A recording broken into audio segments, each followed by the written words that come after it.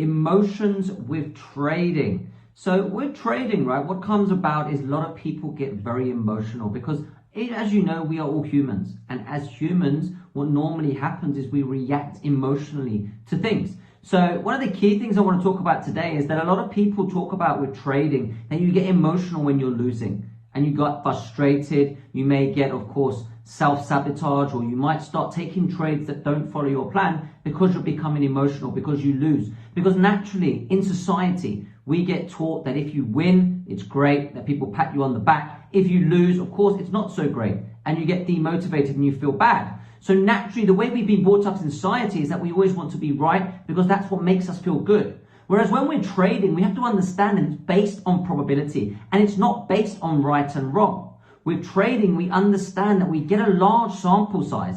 And by using that large sample size, it doesn't matter whether we are right or whether we are wrong. We understand that we have the edge in the market, which is our strategy, which gives us a high probability outcome, which means that no matter whether we win or lose, over a large sample size, we know that we have an edge in the market, which of course we know will make us profitable. So again, each trade that you trade is random. Each trade, no one knows the outcome of that single trade. What we look at is we look at a large sample size. We look at, of course, over a large period of time, that if you take the same setups with the same sort of risk, of course, you understand that you will compound your growth because you understand that you have an edge in the market. And that's one of the biggest misconceptions that most people see when they come into trading is they don't want to be wrong. So what they do is they start focusing on how not to lose. What can they do so they can't lose? Because if they don't lose, they don't feel crap. They don't feel demotivated.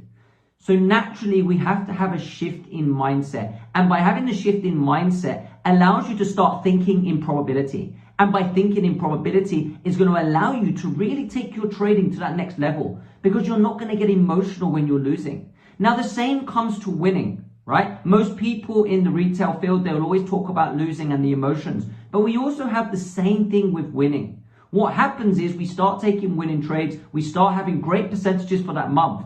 And then what happens? Well, now we have the opposite sort of emotion. We have the overconfident emotion. We have the emotion that makes us feel great, makes you feel like you're God and you can do anything. So naturally what happens is you start taking risks. You start taking trades that don't follow your plan because you're like, I'm up 10%. It doesn't matter if I take a loss. And then what happens? You take a loss and then you take another trade. Oh, I'm up 9%. I can take another trade. And you start deviating from your checklist. You start deviating from your trade plan. And all of a sudden you start taking a series of losses.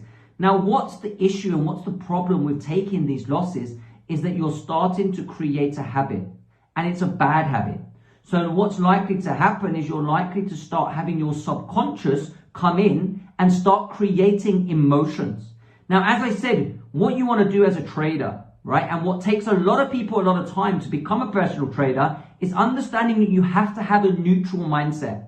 So of course, when you're losing, you don't want to have that sort of demotivation. You don't want to feel deflated.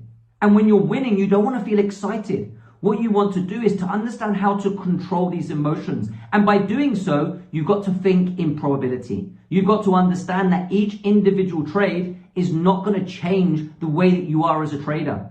Because most traders, they look at instant gratification. They look at that one trade to make them a better trader. But that's not how it works. We work in a series of trades, and we understand by following our checklist and our trade plan that them series of trades will give us a positive outcome. All right, so that's a little bit there, a bit about emotions when trading. I hope each and every one of you have taken a lesson from that, and I'll speak to you soon.